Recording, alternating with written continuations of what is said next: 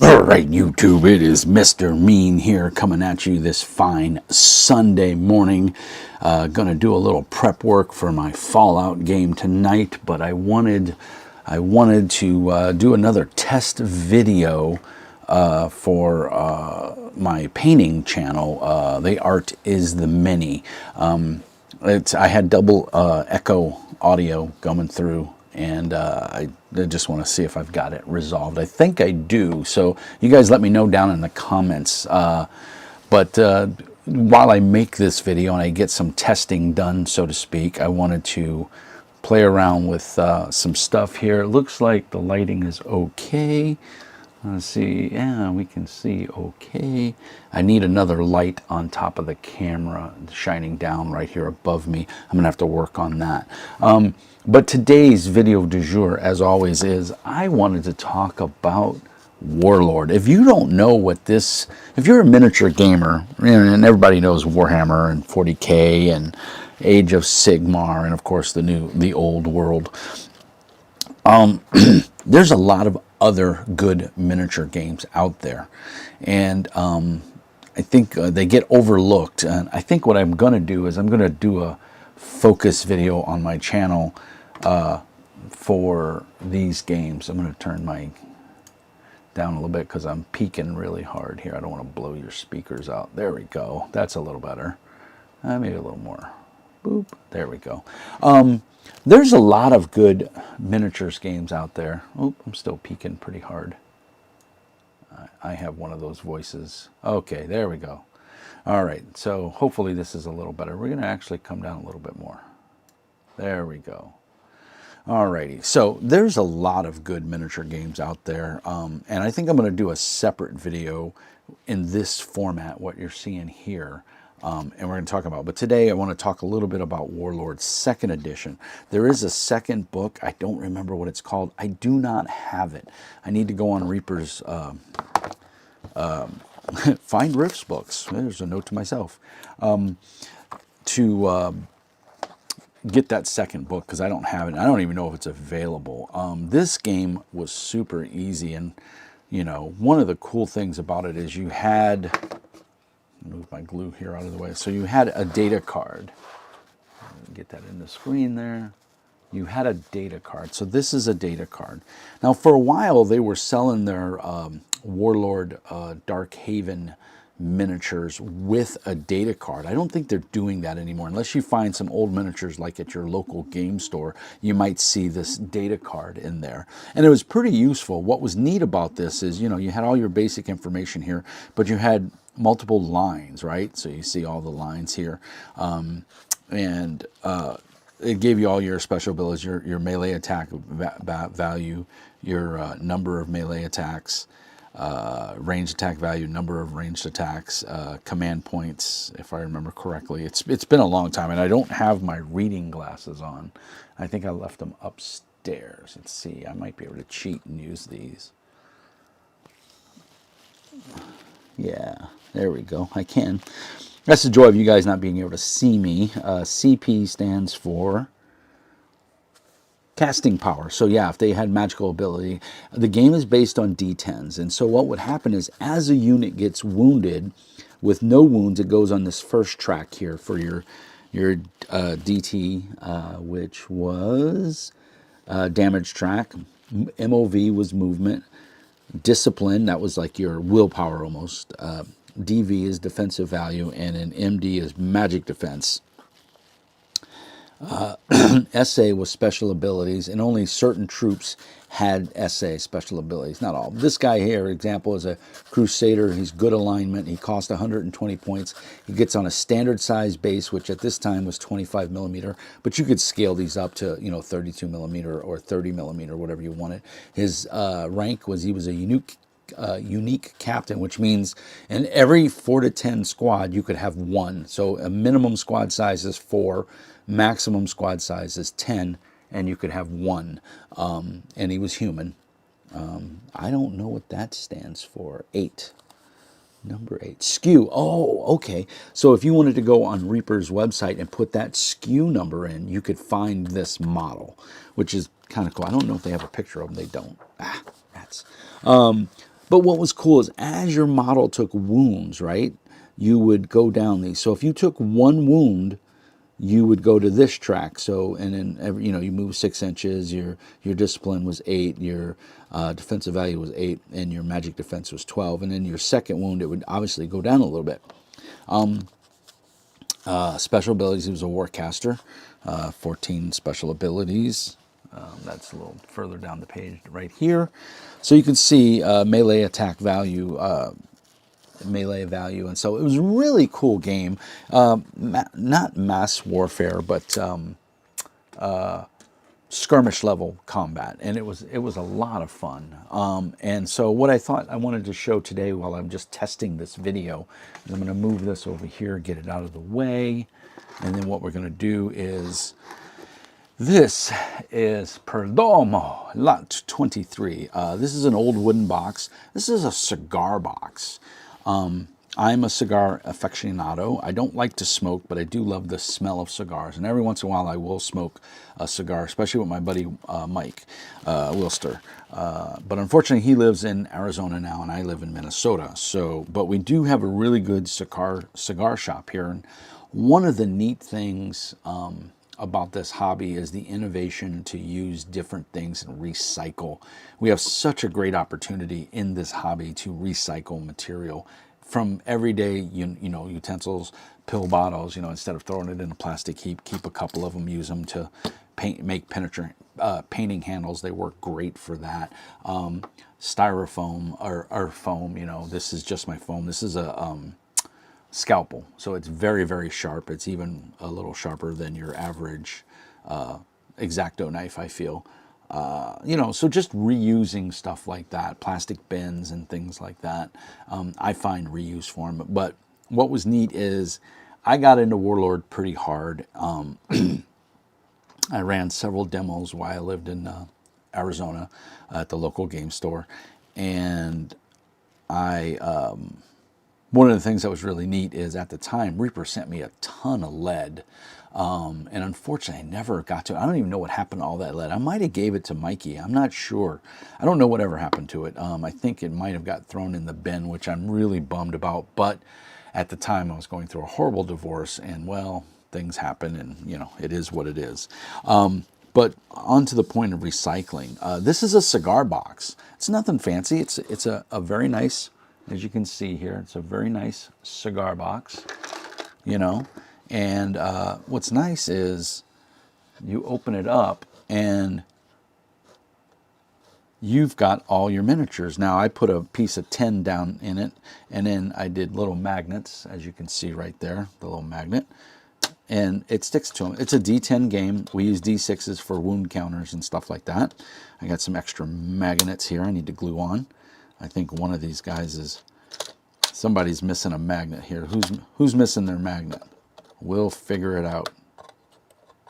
Ah, there he is. So as you can see, his magnet fell off.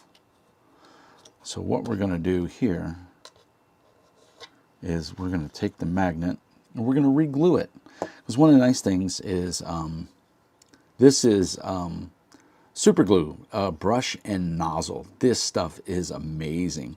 It has a brush on it. So if you screw down the bottom, you get the brush applicator. There you go. And it's made of some sort of synthetic fiber so that the super glue doesn't F it all up. Because if you get super glue on one of your good paintbrushes, you will soon see that it is a world of hurt. Or we can take this off from this part, and it's just a nozzle. So what we're going to do is we're just going to put, I'm going to put my cheaters on here because, like I said, my glasses, my contacts don't let me see up close. So you can see there's some glue there, and we're just going to get a little dollop of super glue. There we go. That's all we need. Always put your lid back on your super glue when you're not using it, because this stuff will dry out.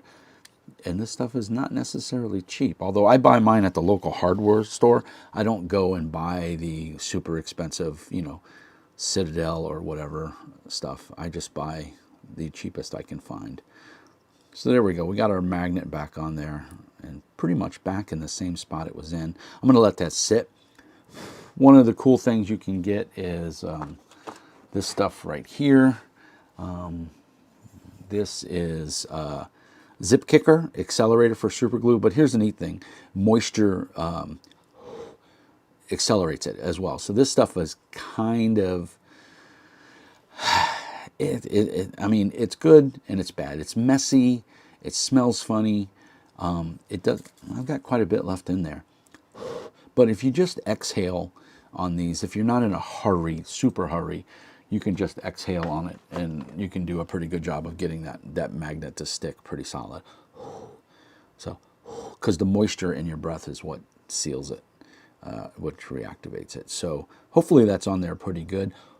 We're going to let it sit for a minute. But what I wanted to go over real quick is these are some pretty solid dwarfs. These are all Reaper. This one's, I white based it, you can see. I've got my hero. This is like the Thane, or whatever you want to call him. I think his wings, no, they're not bent. You can see he's got this lustrous cape on. Look at that. That cape is amazing. And of course he's got some sort of eagle or something, and then this huge axe. This is going to be a joy to paint. So what I think I want to do is I want to start painting these up. Don't think I'm going to play the old world, but just in case I get the chance to, or whatever, or somebody wants to play, I'll have a little dwarf faction. I can do a small skirmish. But these are my dwarves. I think they look fantastic. Here's a dwarf crossbowman with his nice helm on, lots of chainmail. The detail, now these models are 20 years old, and look how well they're done. This is the joy of, pewter or lead. Some of these aren't primed yet, like this one's bare. I haven't even put his weapons or anything on him. And then some got a black prime. Not sure what I was doing here, but yeah, he's all set. You can see these are Slata bases, which is that's the way miniatures were fixed back then. Let's see. Oh, here's your tome for my cleric or my magic user. I just got to paint that up, but I thought it looks pretty cool. It's like a little rock golem carrying. He's got a pouch on him, and he's carrying a book. Got a bunch of extra weapons and everything here that you can see, shields and stuff. This is the headdress. I'm pretty sure I'm gonna let that set for just a minute. Here's one of the heroes, Snorri, I think his name was. But look at that shield. I mean, that's not going to be too terribly hard to paint. There's great detail. You can see I went a little crazy with the super glue to get that wrist on there. But these were metal miniatures, and back in the day they were a pain in the ass to put together. But this is the like high priest, and this is his little backpack, so it'll go on there and sit on there like that. I'm thinking what I might do though is I might leave this off. I don't really like the look of it, and I think it goes on him. I'm pretty sure it goes on him. Yeah, because the Thane doesn't have, he doesn't have a nub on his back. So I'm pretty sure this goes this. But you can see some of these still need to be put together. I got them primed. I scraped off the nub where his weapon goes, and then you would just put this axe hand on there, like so. A little dollop of super glue or whatever, and that would do that. I got some of them put together. Here's one. I think I had to put his. Nope, he's a solid piece. So really nice. This guy's a bowman, so there should be an extra bow in here somewhere. Oh no, he's got his bow on. Here's some of the hand axes. So lots of cool stuff here. Got to put some shields on. I got a bunch of various different shields. But this little book goes with him. But look at the detail on there. That's such a nice miniature. And I believe there's a two-handed weapon in here that goes for him. I hope I didn't lose it. It should be in here somewhere. And it looks like maybe I did lose it. I may have to reorder this miniature because I don't. Oh, nope, there it is. There's his hammer. So he goes like that. And I'll have to fiddle with it to get it to sit just right. But as you can see, and then he has this big two-handed hammer. So I think it looks awesome. So these are my dwarfs. I'm going to put these guys together, get them primed. My next setup is to The weather's a little too cold to airbrush outside, but I can airbrush in here. And so the plan is to clear this space off and then airbrush in here. I can set my airbrush. I have a little thing with a filter and everything on it, and I can set it right here, and I can airbrush, put my compressor underneath my desk. And the nice part is this is my house. I'm in my basement, and I can airbrush, and it shouldn't really bother anybody. The vibration won't go through the floor and bother the downstairs neighbor because there is no downstairs neighbor. And it's funny because these are my original D10s from way back in the day. This one was white, and it's just turned kind of yellow. I mean, they've been in here forever. But yeah, just recycling, you know, it's got a nice little perdomo on there. But just a nice little case for miniatures, you know. They're all, like I said, magnetized, so I can just close this up, take it with me when I'm ready to go play a game. I can even put one of those little straps or a big rubber band around it to keep it from falling apart. But I've got it and it's ready to go, and I can take this. I could even go crazy if I wanted to sand this down. I did think about this and find a nice image. This isn't too deep into the wood, so it would sand down. Yeah, that wood's a 1/4 inch thick. So I could sand this down and then maybe just use some Mod Podge and put a nice dwarf logo. All of the clans, let's see if we can find them in here. All of the clans have a symbol. And I believe the dwarves is a helmet. So let me see. Let me put these cheaters back on. Dwarves, there we go. Page 72. Let's go to page 72. Like I said, I was a big fan of the dwarves. I still am. Whenever I play a role-playing game, when I actually play, I play a dwarf. Yeah, there's the dwarven logo right there. So it's basically the face helm. But yeah, here's your dwarf, here's your army list. These are all the miniatures. And again, it gives you the SKU number. If you want to go on the Reaper's website and order these miniatures, you can. And that's pretty cool. And we got what? 1, 2, 3, 4 pages. And then it tells you all of their special abilities that dwarves get. Dwarven spells, and then it goes into elves. So yeah, I could actually scan this in, cut it out, print it a little bit larger, and then sand this down and put that right here, and then Mod Podge it and have it on there. That would be pretty dope, I think. That'd be pretty cool. So yeah, that's this is a tester video. Like I said, I wanted to test out, make sure I got my audio dialed in properly. Hopefully I did. Let me know what the sound quality is like. I've got a couple of different miniatures that I need to get painted. I have a whole bunch of these Wrath of Kings miniatures that I really need to get some paint on because they're nice kind of resin. I don't know what these are made out of. They're kind of a soft plastic. And I bought these years ago when the game came out, and I didn't know enough, and I used rubber cement. I used plastic cement to glue these on, and they just would not stick. And I think I realized my error afterwards, and I went back and put super glue because you can see it's discolored, that's typical of super glue. So yeah, these must be some sort of resin because plastic cement doesn't work on resin, even though it is a type of plastic. Now these miniatures all have these like spikes coming off. They wear a mask in this game. I forgot what they're called now. Not Nephilim, Nazim, something like that. I can't remember. But they all wear a mask, and all these masks have horns. So I have all these little fiddly miniatures that have separate horns or back spikes that come out and stick up like a L almost and go onto their back. I'm not putting those on. It's just too fiddly. So if push comes to shove, I'll use a little piece of putty and cover that up and sand it down. But these are pretty cool. I don't remember the lore. I do have the rule book for this game. It was a really cool game, and I really got into it, and I bought a bunch of the miniatures. I have basically a full army. I have the box set over there too. So yeah, really cool. I want to get some paint on these just to practice painting. I want to use an airbrush on these, and I'm going to prime them white or prime them black, and then do a white, and then dry brush them gray.